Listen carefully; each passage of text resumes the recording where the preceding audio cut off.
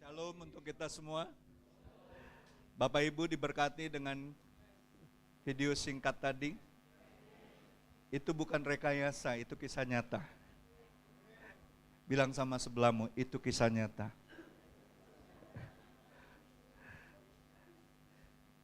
Hanya Tuhan memang yang bisa mengubahkan hati seseorang. Hanya Tuhan yang bisa memulihkan keluarga yang hancur sekalipun. Amin.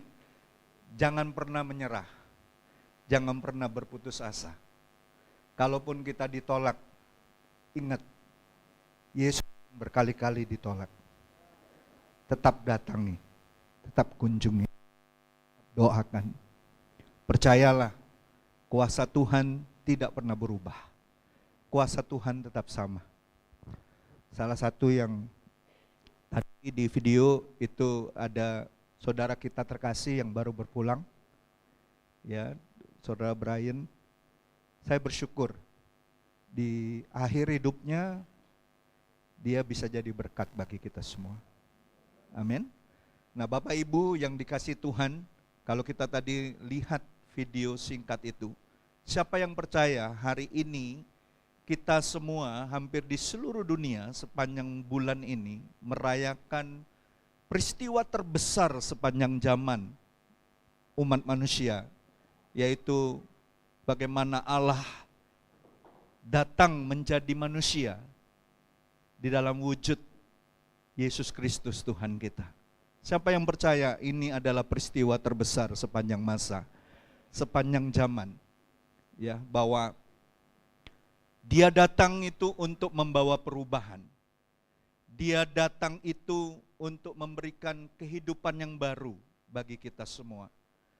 Natal bukan hanya kisah indah kelahiran Yesus di Bethlehem, melainkan satu peristiwa transformasi ilahi yang mengubah hidup dan sejarah hidup manusia untuk selama-lamanya.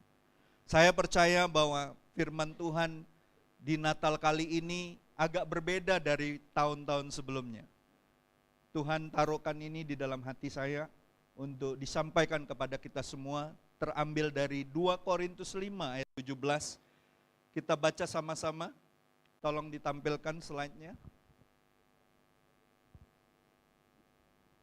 Kita baca sama-sama, 2, 3. Jadi, siapa yang ada di dalam Kristus, ia adalah ciptaan baru, yang lama sudah berlalu, sesungguhnya yang baru sudah datang. Bapak Ibu yang dikasih Tuhan, tema Natal tahun ini secara nasional yang disepakati oleh PGI dan KWI itu mengenai Tuhan datang untuk memulihkan keluarga. Saya korelasikan ayat yang saya dapati dengan ayat Natal untuk gereja di Indonesia secara nasional, itu terambil dari Matius 1 ayat 21 sampai 24. Saya akan bacakan ayat ganjil, saudara baca ayat genap, ayat 24 kita baca sama-sama. Ia akan melahirkan anak laki-laki dan engkau akan menamakan dia Yesus, karena dialah yang akan menyelamatkan umatnya dari dosa mereka.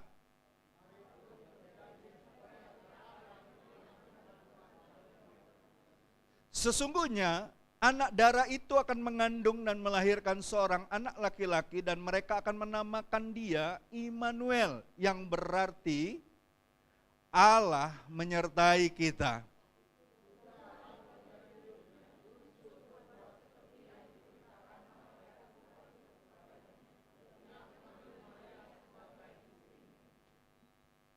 Hari ini Bapak Ibu, saya percaya dunia sedang merayakan Natal. Banyak lampu-lampu yang indah. Hadiah-hadiah sedang dipersiapkan. Perayaan-perayaan sedang diadakan. Tetapi sayangnya, banyak orang yang merayakan Natal tanpa mengalami perubahan apapun dalam hidupnya. Bertahun-tahun kita merayakan Natal. Tapi belum tentu orang itu mengalami perubahan. Padahal kedatangan Yesus ke dunia ini, itu membawa pesan yang besar. Yesus datang bukan untuk membuat kita lebih baik. Dengar baik-baik. Yesus datang bukan untuk membawa kita hidup, membuat hidup kita lebih baik. Tetapi untuk menjadikan kita baru.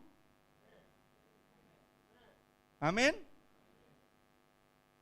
Yesus datang karena Allah melihat manusia yang hidup dalam dosa sudah mengalami kerusakan total.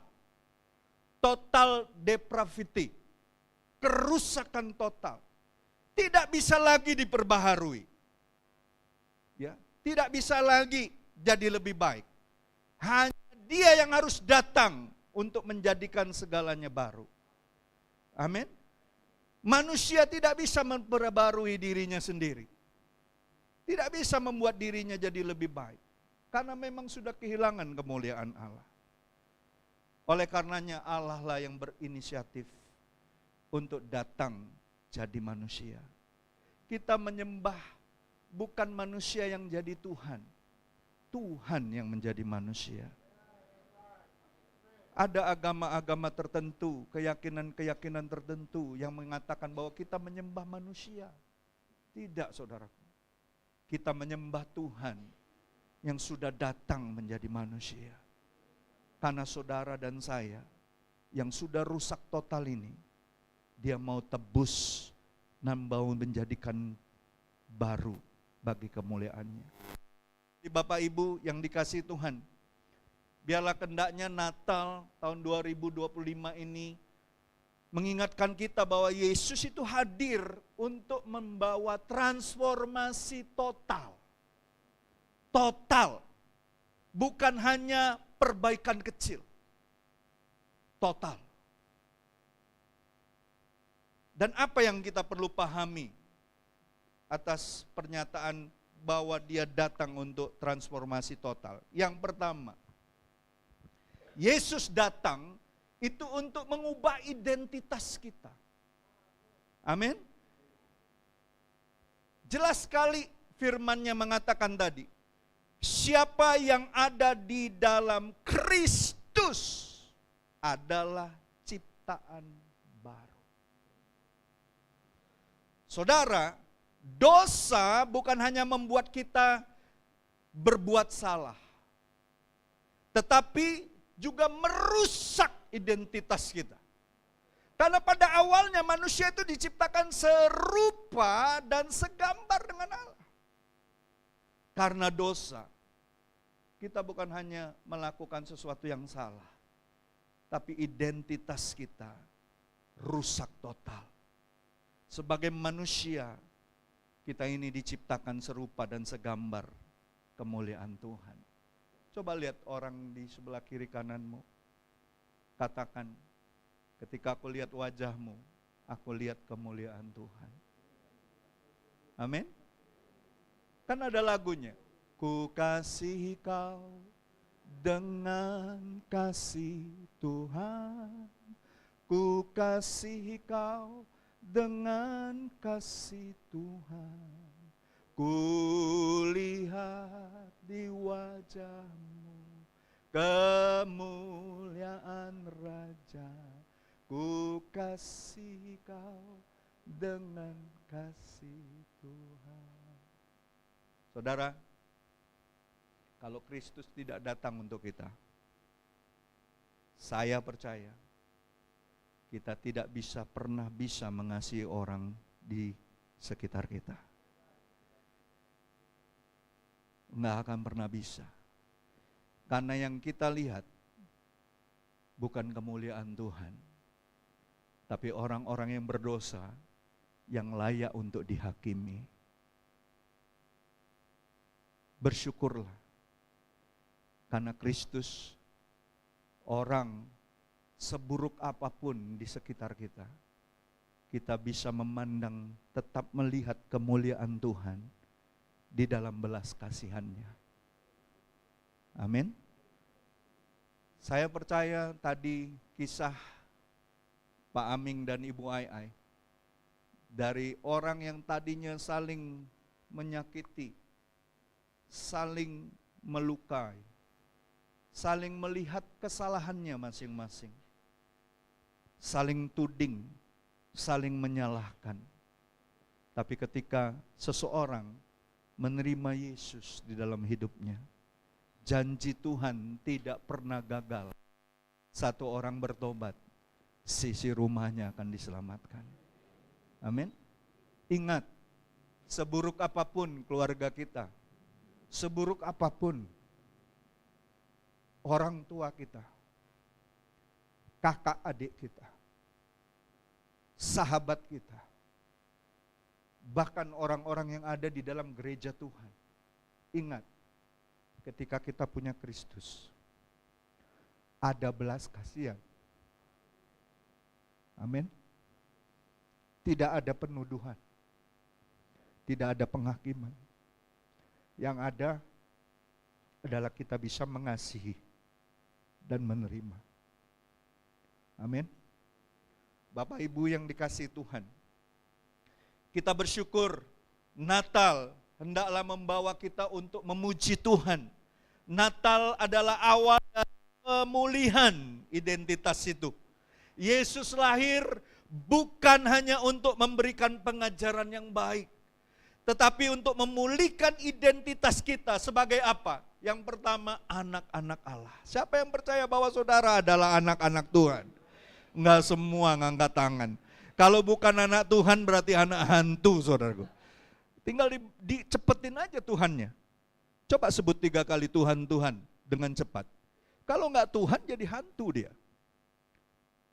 Ya. Yang selanjutnya, kita menjadi orang-orang yang dikuduskan Tuhan. Kita ini kan cemar karena dosa. Kita ini najis karena dosa. Tapi oleh darah Yesus, kita dikuduskan. Kita bukan orang kudus, kita dikuduskan oleh Tuhan. Amin. Lalu Tuhan bukan hanya menjadikan kita anak Allah, bukan hanya dikuduskan, tapi diberikan warisan kerajaan sorga. Jadi ahli waris kerajaan sorga. Saudara, kalaupun orang tuamu gak wariskan apa-apa di dalam dunia ini, ingat kalau kau sudah di dalam Kristus, kau punya warisan kekal, yaitu kerajaan sorga. Jangan pernah mengeluh, jangan pernah merasa minder, kalaupun orang tuamu bukan orang berada. Tetaplah kau yakin bahwa dirimu itu adalah orang yang diberkati Tuhan. Karena kau adalah pewaris kerajaan Allah. Kalaupun kita gak punya apa-apa, bersyukurlah. Kalaupun kita punya banyak hal, ingatlah semuanya itu milik Tuhan. Bukan milik kita sendiri. Amin. Dan yang luar biasa, kita ini umat yang kacau, umat yang rusak, umat yang berdosa, tapi oleh karena kedatangannya dan karena kita menerima Dia sebagai Tuhan dan Juru Selamat kita, pelan tapi pasti saudara dan saya dibenarkannya. Amin. Kita bukan orang benar, tapi dibenarkan oleh Tuhan. Bukankah itu hadiah bagi kita? Makanya jangan heran, anak-anak, jangan heran kalau papa mamamu menyiapkan hadiah waktu Natal. Karena Yesus adalah hadiah terbesar bagi keluargamu. Amin. Jangan heran. Karena kita sudah dibenarkan, dikuduskan, diberikan warisan. Kurang apa lagi kita ini? Kadang-kala kita ini kurang ajar, saudaraku. Ya. Sama Tuhan tuh kurang ajar.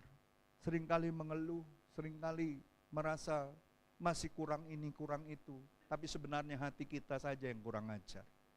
Seharusnya, sepatutnya, apapun yang terjadi, kita patut mengucap syukur atas kemurahan Tuhan. Amin. Mengucap syukur aja, mengucap syukur. Ya. Ketika Yesus datang, Dia bukan menjadikan kita untuk diperbaiki, tapi menjadikan kita ciptaan yang baru. Ini bukan perubahan kecil. Tetapi ini perubahan identitas. Banyak orang yang dibayangi oleh masa lalunya. Banyak orang merasa tidak layak. Banyak orang merasa gagal, merasa kotor. Tapi Natal ini, saya mau kasih tahu, Tuhan mau jadikan kau baru. Yang lama sudah berlalu. Bilang sama orang sebelahmu, kalaupun kau merasa nggak layak, kau merasa kotor, banyak dosamu, ingat, Tuhan mau jadikan kau baru. Anak-anak, suka nggak pakai baju yang baru? Nggak suka. Wah, agak lain ini. Siapa yang suka pakai pakaian baru? Siapa yang suka pakai sepatu baru? Mobil baru? Oh, bapak-bapak yang lah, untuk barang-barang yang fana aja kita suka, saudaraku. Masa untuk diri kita secara pribadi, Tuhan ubahkan kita jadi baru, kita nggak suka.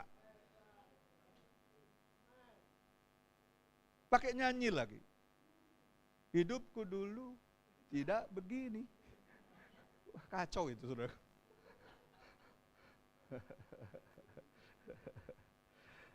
Bapak Ibu yang dikasihi Tuhan, Natal menyatakan yang lama sudah berlalu, yang baru sudah datang. Saat kita menerima Kristus, identitas lama kita tidak lagi mengikat kita. Tidak lagi mengikat kita. Natal mengubah status kita dari orang berdosa menjadi orang yang ditebus. Amin. Dari yang terhilang sekarang ditemukan oleh Tuhan. Salah seorang teolog yang saya kagumi, yang saya banyak baca buku-bukunya, John Stott mengatakan gini, transformasi Kristen berawal dari perubahan identitas. Kita menjadi siapa yang Allah maksudkan sejak semula kalau identitas kita berubah. Maka cara kita melihat diri kita sendiri, panggilan kita, bahkan masa depan kita pun pasti berubah. Amin. Katakan sama dirimu sendiri, Tuhan terima kasih, Kau melihat aku melebihi apa yang aku bisa lihat. Amin. Melebihi. Bahkan firman Tuhan katakan Dia sanggup menjawab jauh lebih banyak dari apa yang mampu kau pikirkan dan doakan.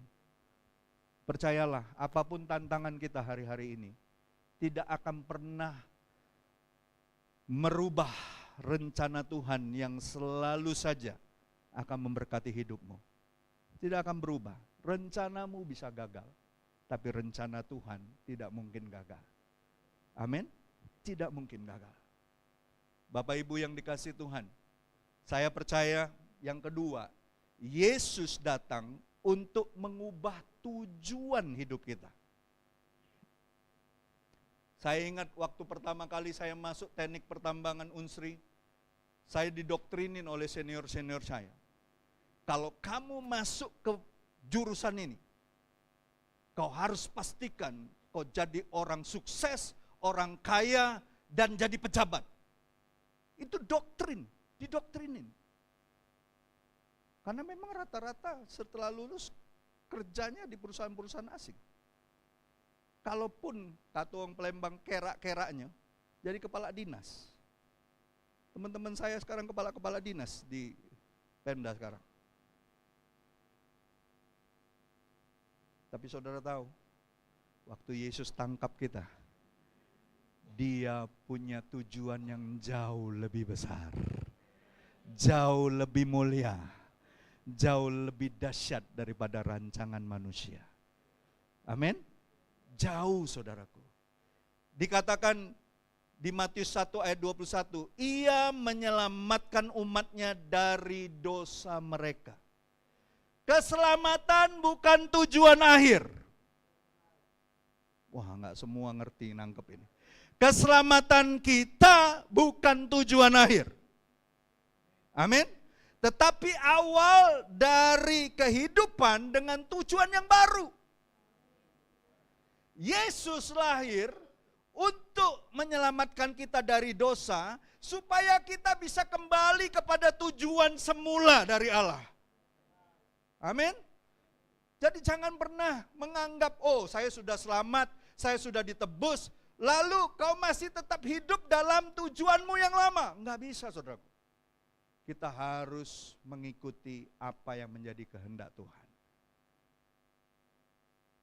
Ku telah mati dan tinggalkan cara hidupku yang lama. Yang lama, ujungnya apa?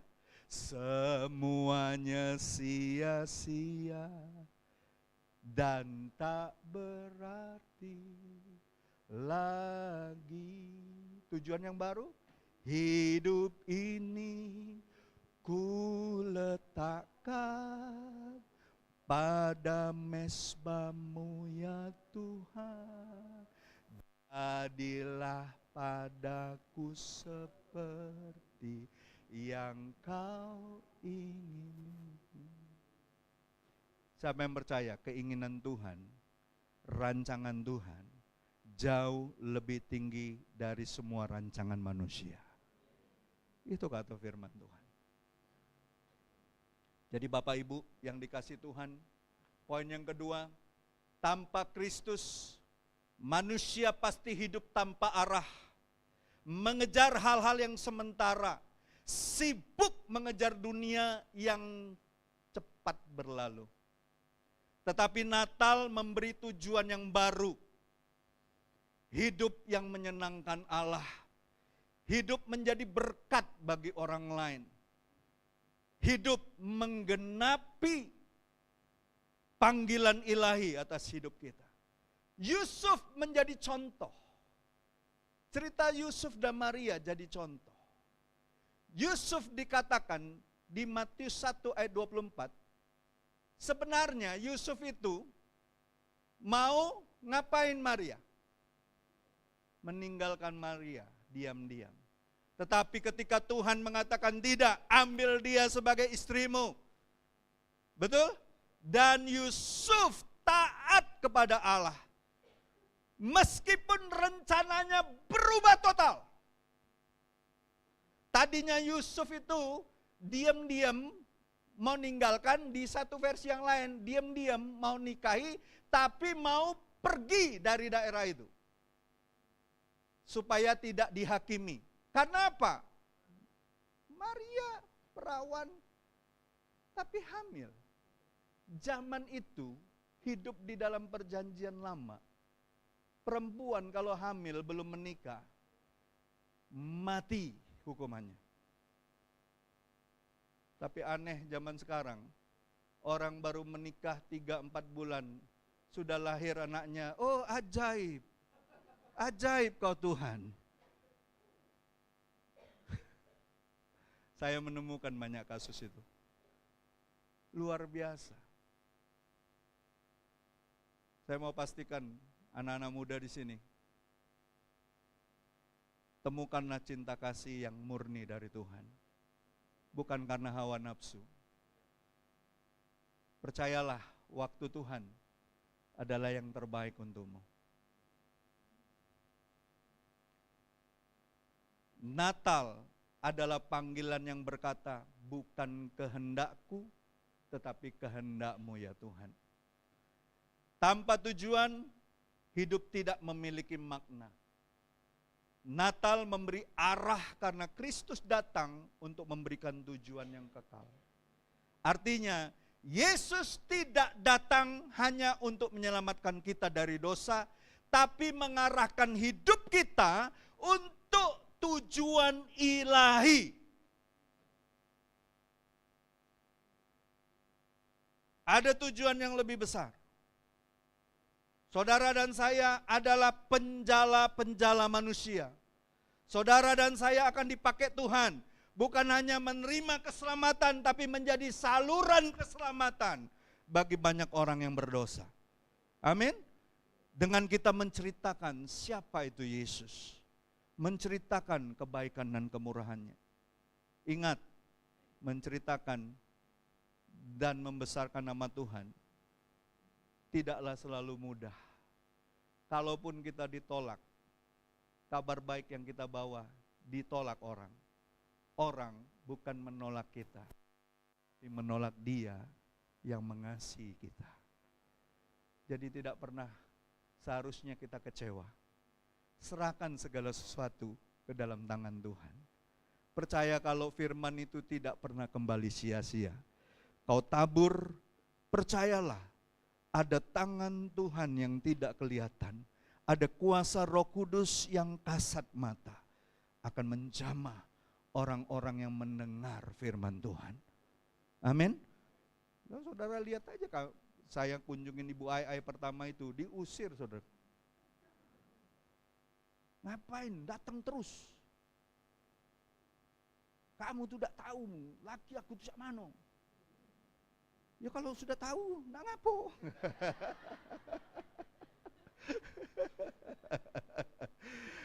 Kadangkala kalau kita ini sedang kesel ya, selalu saja ngomong, kau udah tahu siapa dia.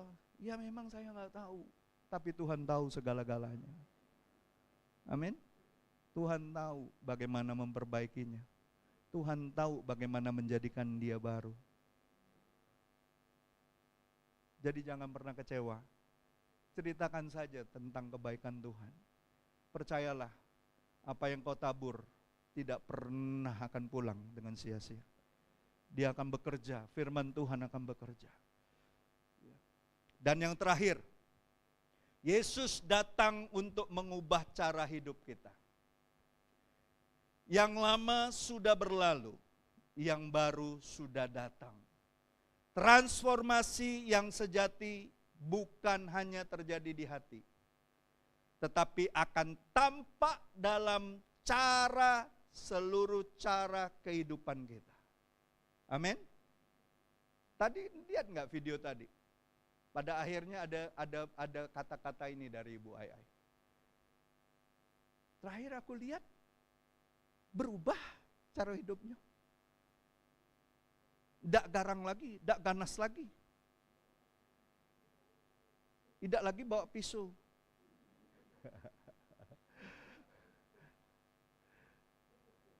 Orang Palembang ini kemana-mana bawa pisau. Bawa lading katanya. Tapi orang Kristen juga bawa pedang bermata dua kemanapun. Amin. Bukan senjata, tapi kuasa Tuhan, firman Tuhan. Jadi jangan takut dengan orang yang bawa pisau yang bisa membunuh tubuhmu. Takutlah kepada Tuhan yang bisa membinasakan rohmu. Bapak Ibu yang dikasihi Tuhan, kita lihat Yesus tidak hanya mengubah apa yang kita percayai, tapi bagaimana kita hidup setiap hari. Dia mau ubah kita. Setiap hari seharusnya ada perubahan dalam hidup kita. Amin. Cara hidup yang lama, yang penuh dosa, kebiasaan buruk, egoisme, kepahitan, ketakutan, hidup semau kita. Itulah cara hidup kita yang lama. Tapi cara hidup kita yang baru seharusnya adalah hidup dalam kasih, hidup dalam kekudusan, hidup mengampuni, hidup oleh pimpinan roh, berbuah di dalam Kristus. Saya percaya Yusuf juga menjadi teladan hidup. Dikatakan apa? Yusuf bangun dan melakukan yang diperintahkan Allah. Transformasi sejati selalu saja ditandai dengan yang namanya ketaatan.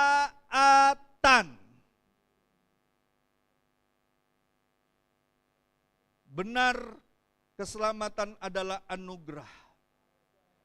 Tapi anugerah itu bukan dimaksudkan untuk kita masih hidup dalam kesemau-mauan kita. Waktu Tuhan kasih kita arahan, nasihat, teguran, hendaklah kita taat. Amin. Bilang sama sebelahmu, kalaupun hatimu nggak senang dengar firman Tuhan, telingamu nggak cocok dengan firman Tuhan, tapi waktu kau taat, Tuhan akan membuat sesuatu dalam hidupmu. Tuhan pasti buat sesuatu. Musa itu sempat ngomong sama Tuhan, Tuhan, aku ini nggak bisa ngomong, aku petah lidah, jangan aku nggak punya apa-apa. Tapi waktu Tuhan bilang, apa yang ada di tanganmu? Tuhan tidak pernah minta apa yang tidak ada padamu. Tuhan tahu apa yang ada padamu. Dan kata, kalau engkau serahkan itu sama Tuhan di dalam ketaatan, Tuhan akan berbuat sesuatu yang besar. Dengan tongkat butut itu, aku akan membuat mujizat-mujizat bagi engkau dan bagi umatku. Amin. Saudara, jangan pernah hitung-hitungan sama Tuhan. Taati saja. Turuti apa yang menjadi kehendak Tuhan. Natal bukanlah perubahan dekorasi rumah, tetapi perubahan dekorasi hati dan karakter kita. Amin. Dallas Willard mengatakan ini, transformasi Kristen bukan sekadar perubahan perilaku, tetapi perubahan dari dalam keluar yang dihasilkan oleh karya Roh Kudus. Amin. Artinya perubahan hidup bukan karena kemauan kita semata, tetapi karena Roh Kudus bekerja di dalam hidup kita. Saya tutup di sini. Natal adalah momen transformasi. Yesus datang untuk mengubah identitas kita, tujuan hidup kita, dan cara hidup kita. Natal 2025 bukan hanya momen sukacita, tetapi momen perubahan. Yuk, jemaat Tuhan, keluar dari tempat ini, tekadkan di hati, mulai hari ini, tahun depan, orang-orang melihat perubahan dalam hidupku. Amin. Kita yang tadinya pemarah, kita menjadi lebih sabar. Kitanya yang tadi gampang kecewa, kita menjadi lebih tabah dalam menghadapi tantangan. Kita yang tadinya gampang sekali sembrono ngambil keputusan, kita mulai lebih banyak berdoa dan nantikan apa yang menjadi tuntunan Tuhan. Amin. Bapak Ibu yang dikasihi Tuhan, jika Yesus lahir di kandang Bethlehem, tetapi belum lahir di hati, di dalam hatimu, maka Natal ini tidaklah berarti apa-apa. Hari ini, izinkan Yesus mengubah hidupmu sepenuhnya. Siapa yang mau izinkan hidupmu diubah oleh Tuhan? Saudara mau Tuhan ubah hidup kita? Biarkan Dia menciptakan yang baru dalam hidup kita, keluarga kita, pelayanan kita, bahkan masa depan kita. Saya tutup dengan pantun. Wong Palembang itu senang pantun, saudara. Ya, dak wong kota, dak wong dusun. Senang pantun. Dosa kelam telah berlalu. Wah, kurang semangat, saudara. Dosa kelam telah berlalu. Rahmat Kristus memerdekakan jiwa. Kita jadi ciptaan baru, menjadi terang bagi dunia. Mari kita tundukkan kepala dan kita berdoa. Tuhan Yesus, Terima kasih karena Engkau datang bukan hanya untuk menebus dosa kami, bukan hanya untuk memperbaiki kelakuan dan karakter kami. Engkau datang untuk membawa perubahan, transformasi yang lalu sudah berlalu. Manusia yang baru di dalam Kristus sudah datang. Ini kami Tuhan, ubah hati kami, karakter kami, tujuan hidup kami, sehingga kami menjadi ciptaan yang baru, yang memuliakan Tuhan. Biarlah Natal tahun 2025 ini menjadi titik balik dalam hidup kami, menggapai masa depan kami di tahun-tahun ke depan ya Tuhan. Kami percaya hidup adalah untuk Kristus.